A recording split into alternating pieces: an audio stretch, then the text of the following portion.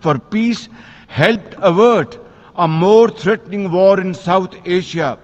Had he not intervened timely and decisively, the consequences of a full-fledged war would have been catastrophic. Who would have lived to tell what happened? And therefore, in recognition of President Trump's wonderful and outstanding contribution to promote peace in our part of the world, Pakistan nominated him for Nobel Peace Prize. And I think this is the least we could do for his love for peace.